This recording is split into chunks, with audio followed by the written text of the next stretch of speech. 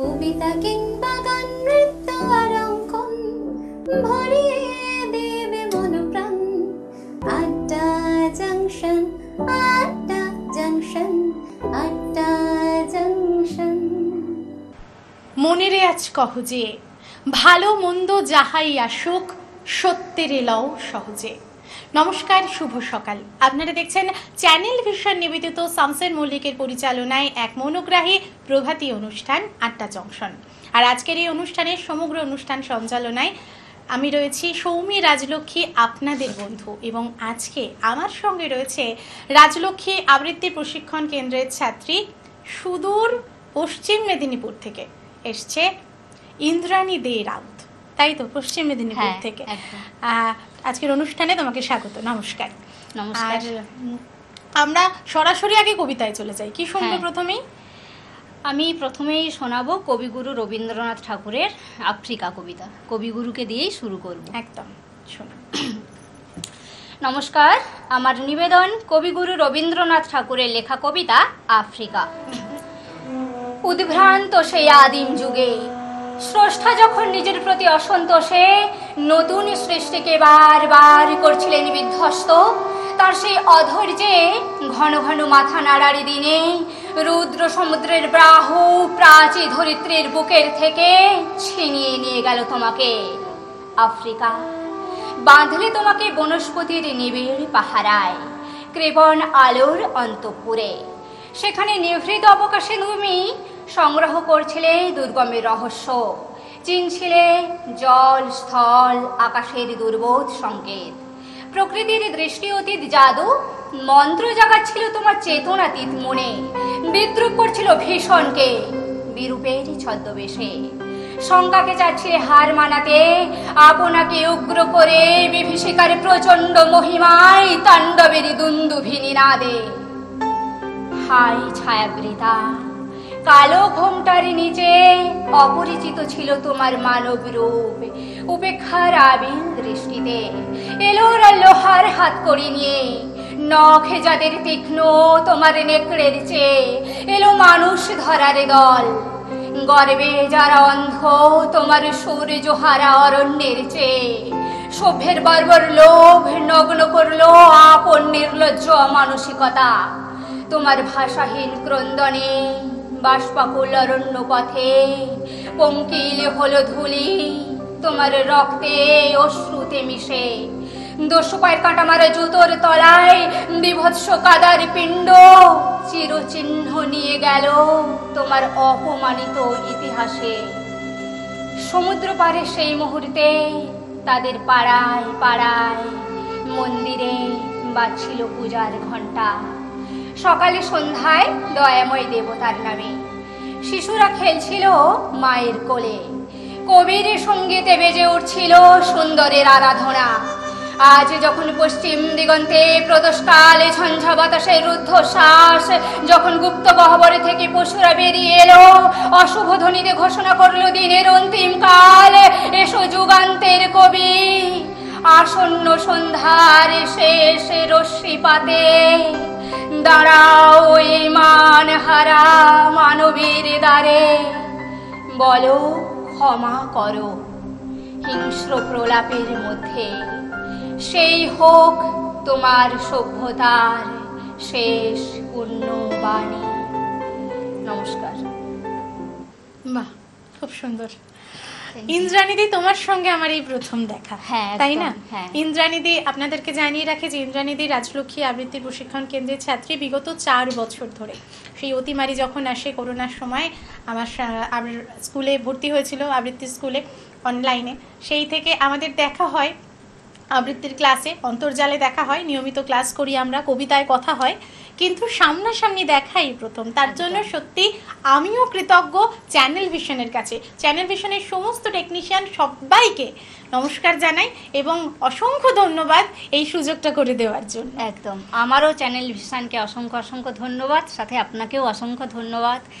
কেননা এইভাবে উৎসাহ দেন ম্যাডাম, আমাকে এত উৎসাহ দেন এবং এত সাহস দেন, তো সেই জন্যই আমি এই 4 দেওয়ালের বাইরে বেরিয়ে এখান পর্যন্ত আসতে পেরেছি, সেই পশ্চিম মেদিনীপুর থেকে।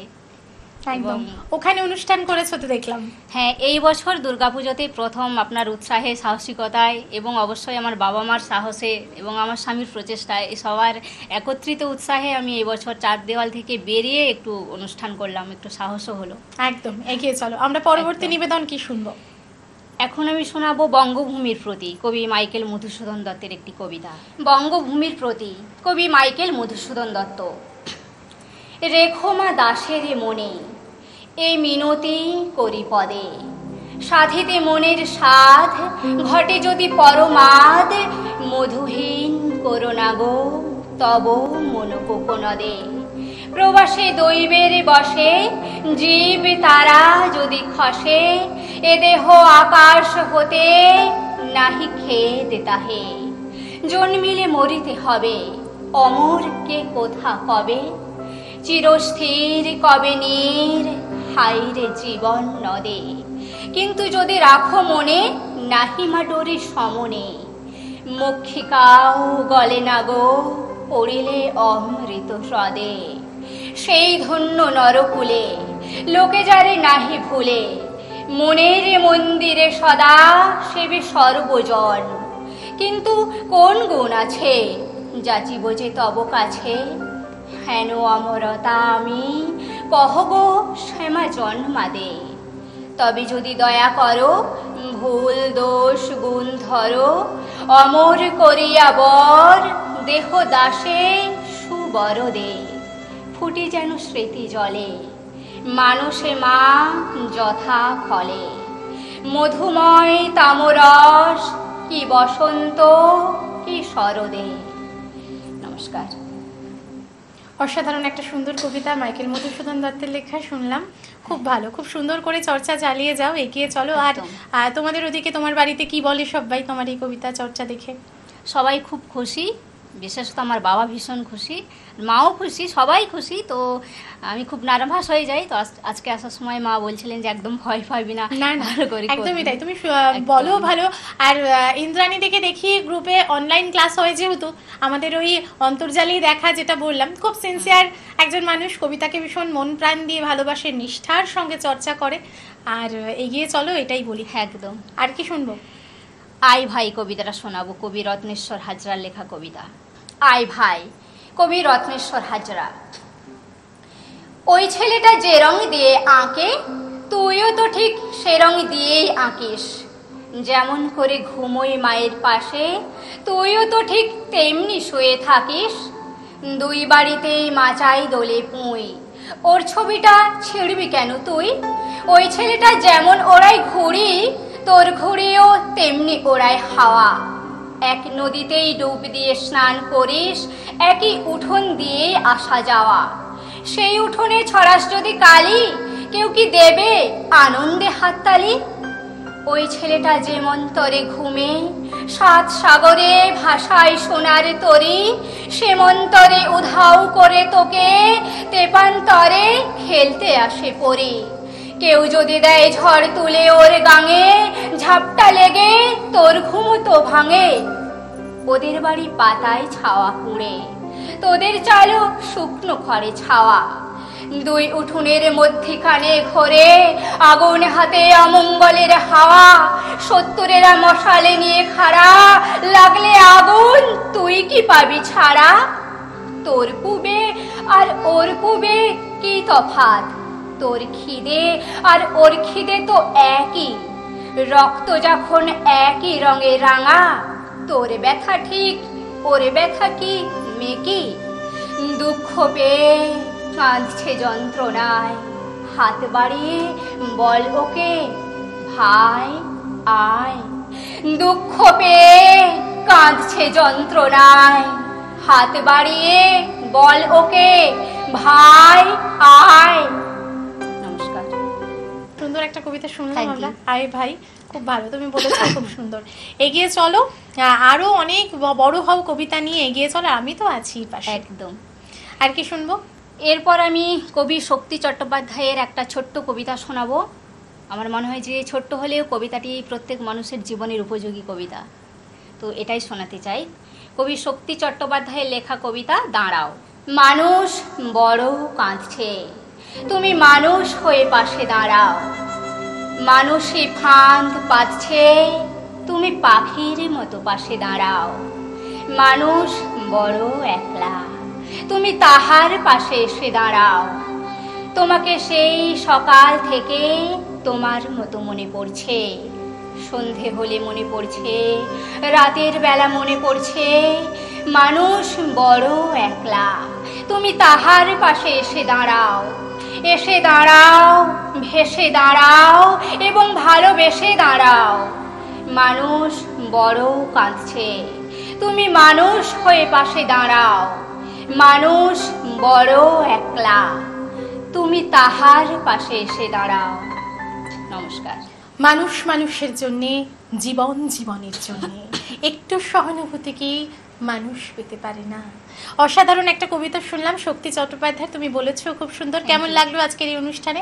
ভীষণ ভালো লাগলো।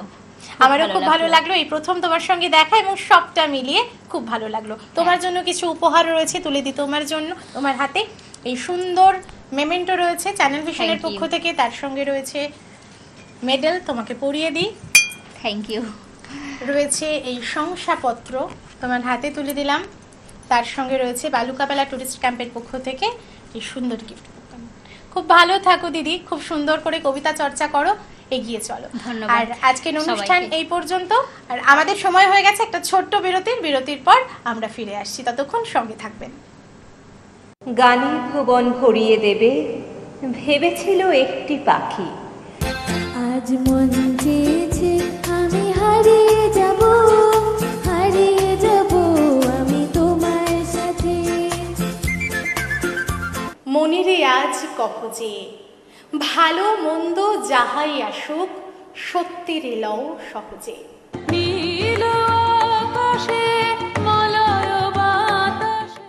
ফাগুন হাওয়ায় হাওয়ায় করেছি যে দান, তোমার হাওয়ায় হাওয়ায় করেছি যে দান।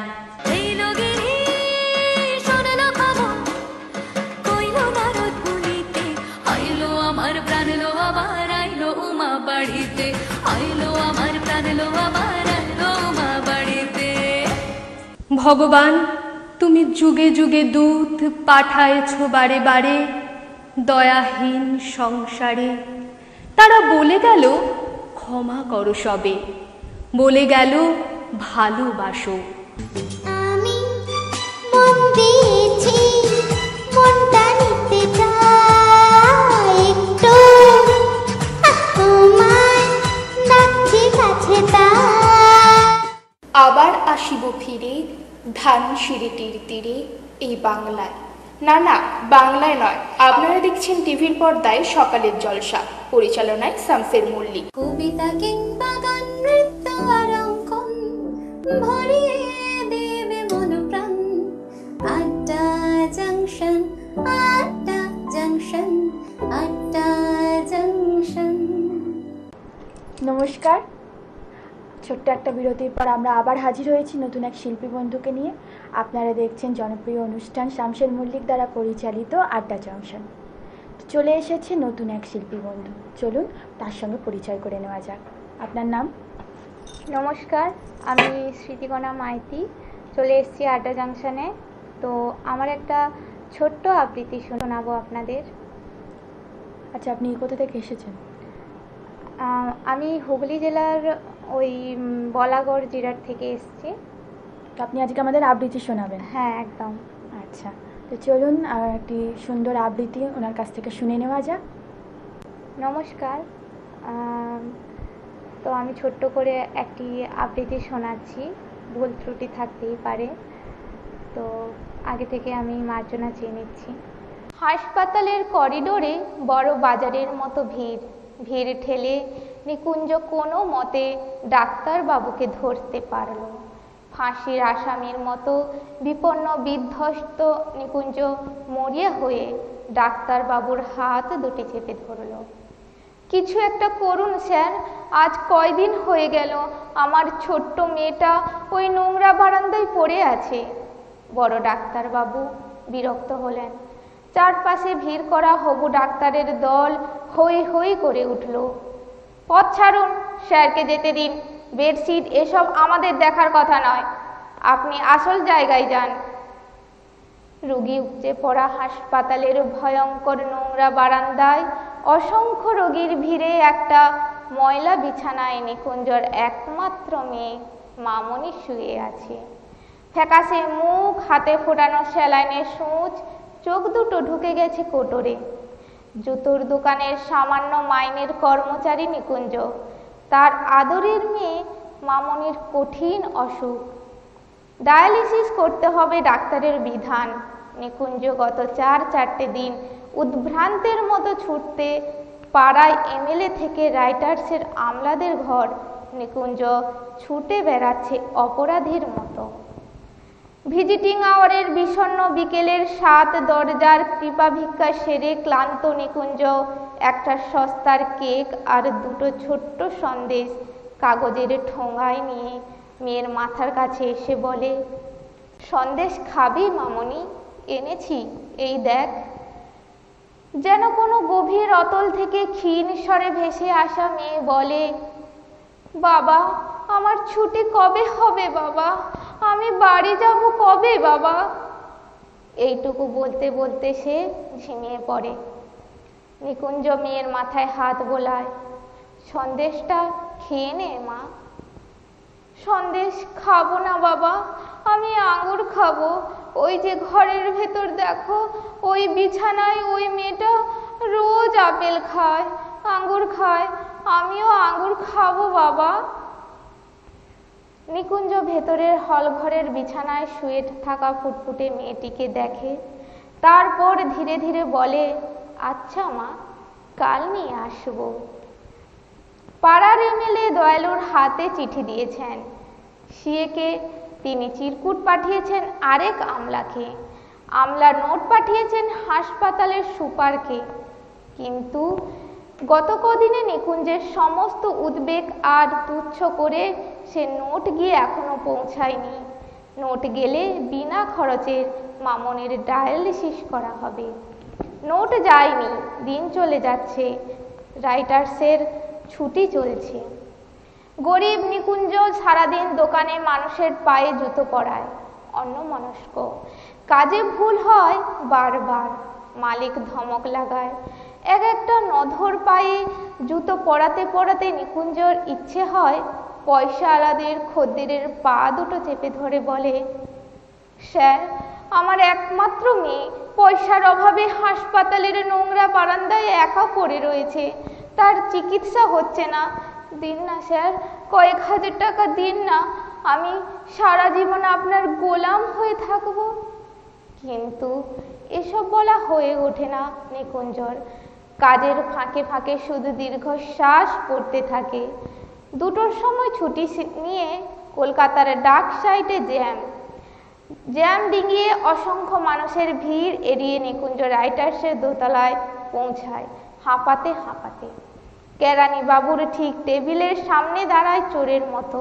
বাবুটি বললেন, আজ আর হবে না দাদা। কেন জানেন না? নাগাল্যান্ডের পশুপালন মন্ত্রীর মৃত্যুতে আজ আমাদের হাফ ছুটি ঘোষণা করা হয়েছে। ও তাহলে কালও হবে না? কাগজ পড়েন না নাকি? প্রাক্তন প্রধানমন্ত্রীর মৃত্যুতে কাল আমাদের পূর্ণ দিবস ছুটি। ও তাহলে পরশু? নিকুঞ্জ ব্যস্ত হয়ে ওঠে।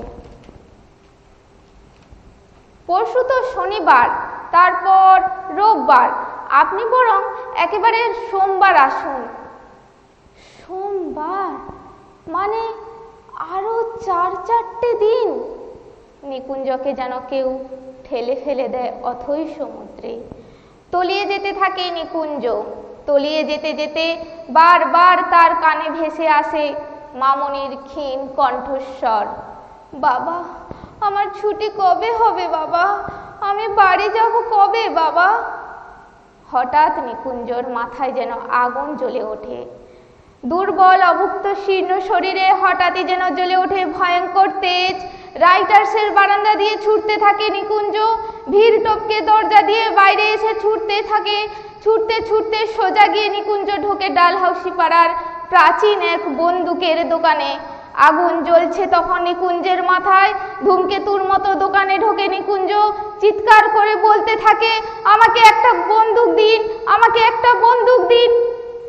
যা থেকে হাজার হাজার গুলি বের হবে। আমি সমস্ত প্রাক্তন মন্ত্রী নেতাদের গুলি করে মেরে ফেলবো, সবাইকে একদিন মেরে ফেলবো। তারপর সারা দেশে একদিনই রাষ্ট্রীয় শোক, একদিনই ছুটি, আর তারপর আবার মামনির ডায়ালিসিস।